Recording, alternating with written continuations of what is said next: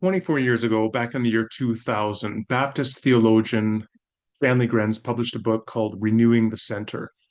And in Renewing the Center, he argued that the future of evangelical apologetics would see a growing fissure emerging. Think about it analogically to a single landmass, which is slowly being pulled apart by plate tectonics, so that within several eons, in fact, that single landmass will emerge as two separate landmasses separated by a channel of water. That's much like what Stan Grenz was predicting was happening in evangelicalism in the year 2000 and which would continue on going into the future. And he gave multiple examples of that in terms of theologians, some that were going in a more conservative and uh, what I would say is a fundamentalist direction, and others going in a more progressive direction. Now, this phenomena actually goes back to the origins of modern American evangelicalism in the 1940s. So, if you go back a couple decades earlier, the 1920s was the rise of the fundamentalist controversies and the fundamentalist movement, which reacted to mainline Christianity by separating and pulling out from public institutions, creating their own Bible college movement, their own sectarian institutions, their own publishing houses, and really withdrawing from culture. And as is classic with the fundamentalist mindset, the Protestant fundamentalists of the 1920s going forward adopted stark rhetoric to otherize and create suspicion and fear about the wider culture around them. And it was so absurd that here's a snapshot. In the 1960s, I had a friend who was growing up in a town in the Midwest in the US, and they wanted to go to the movie The Sound of Music, but they were part of a fundamentalist subculture. So they couldn't go to the theater in town because all of their fundamentalist brothers and sisters believed it was evil to go to the movie theater, just like it was evil to go to a public university. And so they drove 40 miles to the next farming town in order to go to the Sound of Music at that theater where there would be no stigma. That's an example of how deep and pervasive this fundamentalist withdrawal could become. And that's what's happening now increasingly within contemporary fundamentalism.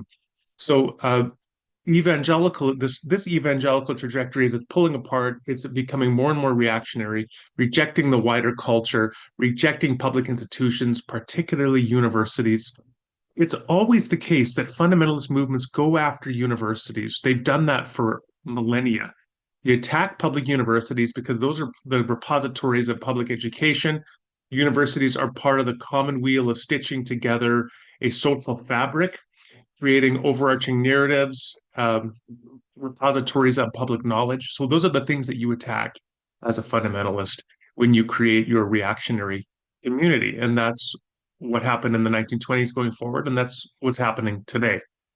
On the other hand, you had the evangelical trajectory in the 1940s and 50s that reacted to fundamentalism. And this was people like Carl Henry and at the time Billy Graham, who were seeking a more progressive Protestant Christian voice in society, one that was engaged with public institutions.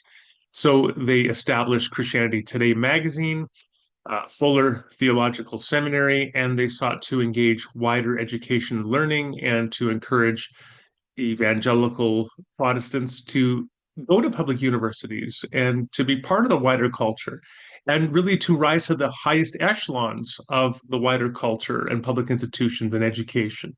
And there's a stark contrast there in the 1920s through the 40s between this fundamentalism and this evangelicalism. And you're seeing that again today, as Stan Grenz predicted.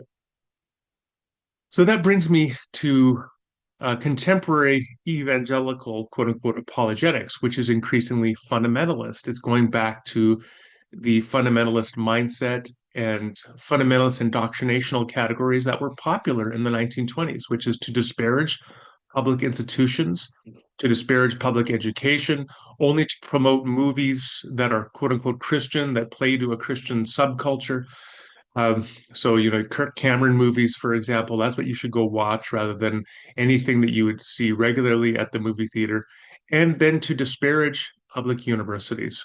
And there's nobody better at that, sadly, than Frank Turek. So I want to show you a quick clip from Frank Turek from 3 weeks ago and then just debrief it a little bit. As I said, this is from about 3 weeks ago. Uh, Turek here is introducing the fact that that evening he's going to be speaking on the campus of Louisiana State University, which is a top tier public research university. Uh, and he's now saying, so he's introduced that, and then he says, you need to support our ministry because we're going to where the students are. And then just listen to the rhetoric he uses here when he talks about the public university. We go to college campuses because it's one of the darkest places in America for Christianity. So many untruths and mistruths and deceitful things are taught on a college campus that we feel like we need to go in there and throw students a lifeline, and that's why we do it. This is going to be our last one this year. It's important to take a step back and just say, look, don't let that brush by. We actually need to consider carefully what Turek has just said. So he said that a public academic institution like Louisiana State University is one of the darkest places in America for Christianity. I mean, that is in and of itself an extraordinary claim. And then he just says very obliquely, well, they teach mistruths and half-truths and deceit. Deceit is particularly interesting because what that means is Turek is imputing to public university institutions, and of course the people who make them up, which are administrators and faculty, he's attributing to administrators and faculty the intent to deceive students, to lie to them, to make them to believe something that the faculty and the administrators know to be false. That's really what they're on about. That they're attacking Christians and seeking to deceive them with darkness and lies. And enter Turek and his cross-examined ministry, because he comes onto the college campus. He comes onto the campus of Louisiana State University, presumably sponsored by some Christian group, speaking in a rented theater. When I'm saying that, just to highlight that he never comes onto a college campus as an invited guest of a faculty department. He comes on just because anybody can rent a room on a university campus and have an event. So that's what he does. But then he does it to, quote, throw a lifeline to these students. So the image here he's invoking is of students at a public university who are drowning in what? Drowning in lies, drowning in darkness, drowning in indoctrination. And it is Turek who, with his apologetics ministry, is throwing them a lifeline to save their lives. That's the rhetoric. The first thing I want to point out here, then, is just articulating the rhetoric shows the absurdity of it. There's no evidence, and Turek's, I don't know that he's ever given any evidence that there is widespread deceit in public universities, that administrators and faculty, we should focus maybe just on faculty. Faculty are certainly most relevant here for shaping students immediately. He's provided no evidence that I'm aware of that faculty are lying, that they're deceiving, that they actively believe something to be true and yet teach something else to be true as an intent of deceiving students and leading them into falsehood. That's an extraordinary claim. It's a real slur on a vast segment of the population and public education, which he's provided no evidence for. The next thing I want to note is that Turek himself, you'd ask, well, what is his experience with public universities? If he's going to opine on all these things that happen in public universities in such a broad, sweeping way, what is his own experience? It's tough for me to find much in terms of his CV online, but I did find out that, interestingly, he was a naval aviator for 8 years. So he worked in the US Navy. And then he earned a master's degree of public administration from George Washington University. This is like a master of business administration, but with an emphasis on public institutions and public service. In other words, it has nothing to do with his work in apologetics, nothing overtly. I'd like to, if there is some relationship between his master of public administration beyond how to run a not-for-profit ministry, I'd be interested to know what that is. Then he went on and he earned a Doctor of Ministry degree in apologetics from Southern Evangelical Seminary. And just to be clear here, a Doctor of Ministry degree is a professional degree, not a research degree. Some people get irritated or offended when I say that, but it's not an intent to disparage a Doctor of Ministry degree. It's to point out that it's a practical ministry degree, professional degree for how to do ministry. It's not primarily a research degree. I've taught in DMin programs. I've graded DMin students on their projects. I know what a Doctor of Ministry degree is. One of the differences between a Doctor of Ministry degree and, let's say, a PhD is to enter a PhD program, you typically need a master's level earned academic degree in the same subject matter, and then the PhD caps off that. Now, sometimes you can also go from a bachelor's degree in the subject matter directly into a PhD program. But either way, you have to have an earned academic degree in the subject matter.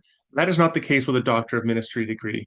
So that's why you can go from being a naval aviator with a Master of Public Administration directly into a Doctor of Ministry degree. Again, this is not to disparage Doctor of Ministry degrees, but it is to issue a caution that if what you're going to then do is disparage what happens in universities when you've spent really very little time in universities, let alone in most of the departments of the university, we should take what you have to say with a significant degree of caution. The last thing I want to do is to say, let's take a look at Louisiana State University for just a moment. Dan, I believe that you can just show the absurdity of the anti-intellectual fundamentalist rhetoric of people like Frank Turek just by thinking about it carefully. So he claims that a public research university like Louisiana State is one of the darkest places in America for Christianity. And note that he doesn't qualify that. He doesn't say, well, you have to watch out for this department, or you have to watch out for this department. You have to watch out for the way they teach psychology, because that could have anti-supernatural bias or something. Or he doesn't say you have to watch out for philosophy departments that may be hostile to Christianity. Those would be legitimate caveats. Different universities do have different programs and departments that may have a bias to them, right? That they're known for doing a particular kind of scholarship, which may be inimical with historic Orthodox Christianity. For example, you could have a university department that is a philosophy department that's heavily weighted to being a place where they do naturalistic philosophy. And so they might be very hostile to Christianity. Actually, before we talk about LSE, let me just say something about that. Uh, Here's the key, though. So the first thing I want to say then is you have to qualify your critique. Frank Turek never does that. He just says universities are places of darkness, and he comes to throw a lifeline. It would be legitimate, again, to issue a caution. Well, beware of this university's philosophy department because they're heavily focused on naturalism. Having said that, uh, caution there is not saying don't go to that university. It just says go to that university and understand what you're getting into. What you will often have is you could go, let's say, as a Christian philosopher, get accepted into a philosophy department at a public university where they're known for naturalism. But if there's a faculty member there that you can work well with, that faculty member could be a wonderful interlocutor for you to work with. And that could be of enormous value. Actually have a good example of this. So Philip Weeb was a Canadian philosopher, Christian philosopher. I knew Philip Weeb a little bit, and he used to teach at Trinity Western University, where I attended and did a bachelor's degree more than 30 years ago, or 30 years ago now. But he did his doctorate in Australia, at I think the University of Adelaide, under J.J.C. Smart, who was a well-known atheist materialist philosopher. And the great thing was studying under Smart was a great experience for Weeb because it challenged him and it allowed him to develop his own style of philosophy. So the one thing I would want to say is even when you have departments or individuals who may in principle be quote unquote hostile to Christianity in some respect, you could still learn enormous things from them. I have another friend who did a doctorate in biblical studies, I think the University of Edinburgh, from an atheist biblical scholar. And he focused on the book of Ecclesiastes and looking at it from an absurdist lens and a postmodern lens.